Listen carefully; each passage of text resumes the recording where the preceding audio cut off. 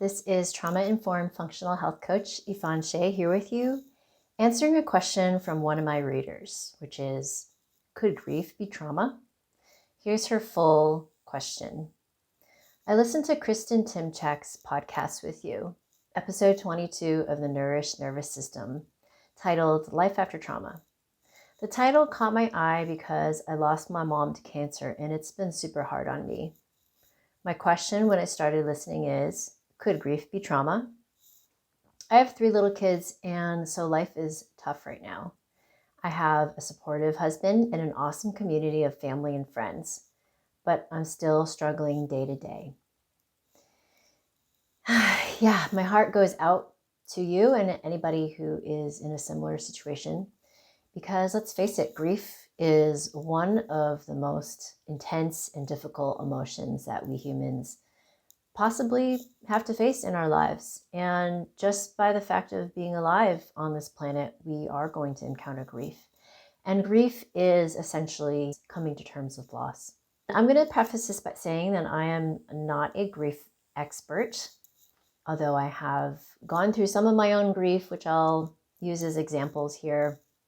I've studied it in the biology of trauma module about grief that's led by a medical doctor. If you are interested in more resources, I will link to those down below. So I'm going to start by saying that not all grief is trauma, but all trauma has some aspect of grief in it. And that is a quote by David Kessler. Now, David Kessler is a grief expert who co-wrote a couple books with Elizabeth Kubler-Ross. She's the one that laid down the framework of the 5 stages of grief. Together, they came up with a 6th stage after acceptance, which they call meaning, or finding meaning through grief. Now let's go over what trauma is and isn't. Trauma is not necessarily an event that happens to us, although it can be triggered by that. Trauma is more of our response that happens on the inside of us in response to either an event or the lack of receiving the things that we need in order to flourish and thrive. Trauma is anything that overwhelms us in the moment. Now, when we think of grief, I would say one of the descriptive phrases of grief is that it is overwhelming. I have experienced it, and I've heard many people talk about the experience of grief as being a wave, like a tsunami that just washes over me and overwhelms me completely in that moment. It could literally bring me to my knees. It could feel like a pain, a physical pain in my heart or in my stomach, being punched in the gut, my breath being taken away. It is unexpected. It can come out of nowhere. It can happen years after we have experienced a loss and be just as potent as when we just have experienced a loss. So when we think about grief in that sense of being a very intense wave of emotion, we always think of the emotion being accompanied by bodily sensations. This is where we can really dig into how to support our response to grief in a healthy way so that it doesn't turn into trauma. Trauma is a state of immobilization. It's a state of freeze and overwhelm when we don't have the resources that we need, or the resources that we have had have just plain run out. And all we have is a sense of, I'm not going to make it.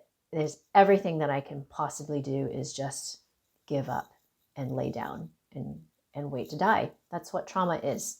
With grief, there are lots of different types of grief, and there are lots of different ways that we can experience grief. So grief is more like an umbrella term. There are 6 different types that I'll go over right now, just briefly. So, for example, there's attachment grief, absent grief, heart shocks, anticipatory grief, collective grief, even a term called disguised grief. Let me start at the end and say, what is disguised grief? And this is a term that comes from a practicing psychologist called Dr. Joan Rosenberg, who wrote a book called 90 Seconds to a Life That You Love. There are a lot of other emotions, such as sadness, helplessness, anger, and disappointment, which could be all wrapped up with grief and even be layers on top of grief or right underneath grief. When we touch into grief, we may also be touching into the sense of helplessness, or we may be touching into anger. There's grief and sadness, or grief and disappointment. Disguised grief can be a form of stored trauma in one way or another. So what do I mean by stored trauma? Is if we do not allow our bodies to complete our natural biological trauma response, the trauma is, when it gets stuck in our bodies, is when we haven't been able to give ourselves the time or the space or the resources in order to get into that final stage, which is self-repair. The self-repair aspect is healing, and healing is feeling safe. Healing is having a felt sense of safety so that we allow ourselves to process these difficult emotions and sensations, not only on the emotional level, but also on the physical level and the spiritual level. And on the mental level, we are remapping our relationship to what we had once had, which we've lost. Grieving itself as an action verb is a process or is a type of neuroplasticity where we are remapping the ways that we relate to that which we have lost. I just want to say that whatever kind of grief you're feeling, whether it be heart shocks, it's the shock that precedes the actual grief that impacts our heart. It causes our diaphragm to freeze up, our breath to become shallow, and our lungs to stop giving our heart a hug every time we take an in-breath through the expansion of our diaphragm. So if we are experiencing that heart shock, if we are experiencing absent grief, which is more around a story of what could have been that we never even had or experienced, but we wanted, all these types of grief are going to be living as sensations in our body. The first step to really make sure that grief, which is a natural human experience and a natural emotion, is allowed to move through us and not get stuck in our system, in our body, in our nervous system, is to allow it to move through us with a sense of curiosity and safety so that we can actually feel it. We've heard the phrase, you got to feel it to heal it. And it's no different from grief or any other difficult and intense emotion. So how do we create a sense of safety in our body? I would use these tools called somatic practices and somatic tools. Somatic just means relating to the body. And so I have been exploring what it means to actually create a felt sense of safety in my body, particularly to give safety and support to my heart, to my lungs, and to my diaphragm and my gut. So those are 4 areas of our body that need a lot of support when we're going through grief. We can do this physically by putting, one example would be putting my hand on my heart, connecting with the heart, putting my hand underneath my heart on my diaphragm, or it could be supporting my gut, putting my hands on the lower part of my belly and letting my breath and my diaphragm gently drop into it without forcing anything, because safety comes from allowing ourselves to expand into that sense of safety, not through forcing anything, not through overstepping our capacity in the moment.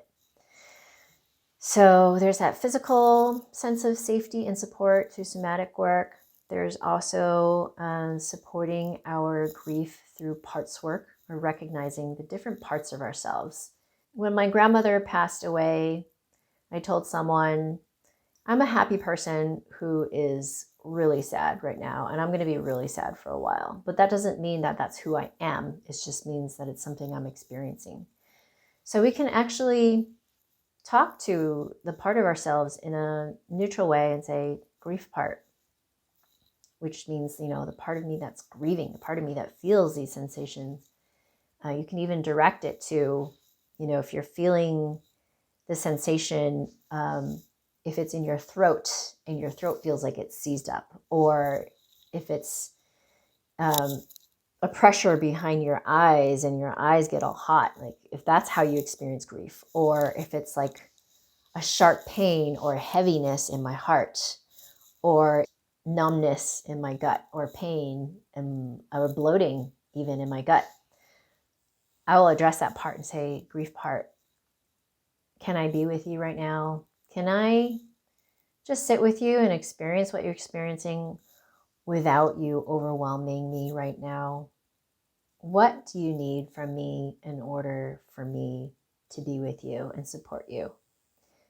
What do you need from me so that I can be with you and you can experience these feelings? We can experience them together and allow other parts of myself to open and not get overwhelmed. And you could do this with journaling, visualization. It really helps to have a guide doing this if this is something that's new to you.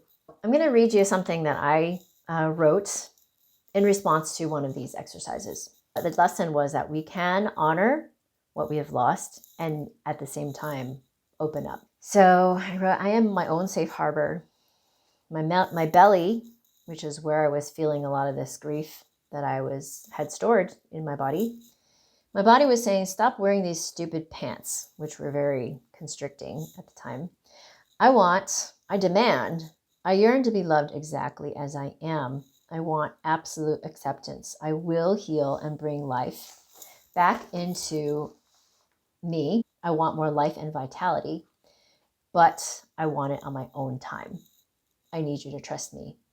I would love if you connected with me with your breath every day. Dantian breathing, which is like a deep belly breathing.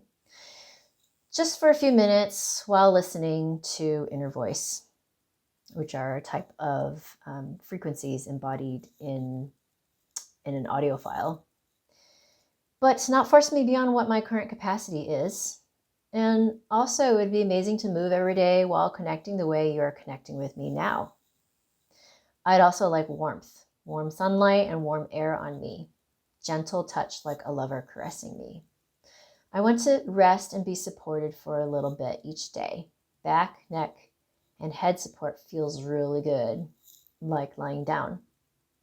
Also, loving touch, massage, neck massage, gua sha. I felt my breathing feel lighter and more expansive and easier after this process. This is an example of allowing grief to move through us, knowing that it's also going to be highly individual. Everyone grieves in their own way. Everyone needs a different type of support. And I just want to say for this particular person, it's awesome that you have a supportive husband and a great community of family and friends. Those are great resources for you.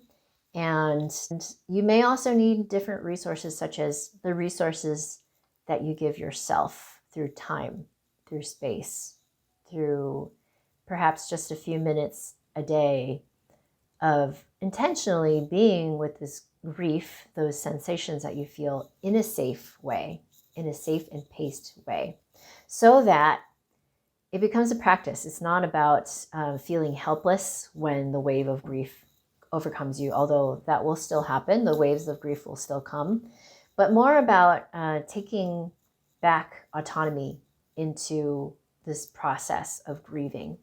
And it may also be helpful to support your biology of grief through supporting your gut and through supporting anti-inflammatory diets, foods and supplements, and certain lifestyle habits to help that grief not turn into trauma into your body, because trauma is a very inflammatory response in the body. It's also really helpful to look at some grief rituals. That can be something that you consider. And rituals are something that we imbue with meaning and intention, and can give us a sense of control to not feel helpless in the grieving process. And finally, we can support ourselves with some essential oils for grief.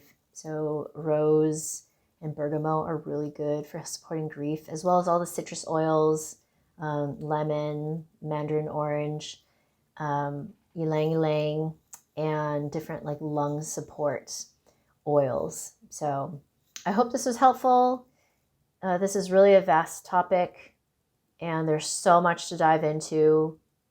I just want to close by saying that our emotions and our physiology are not different. That whatever we feel is happening on our bodies on a cellular level. Trauma is something that happens on a cellular level as well.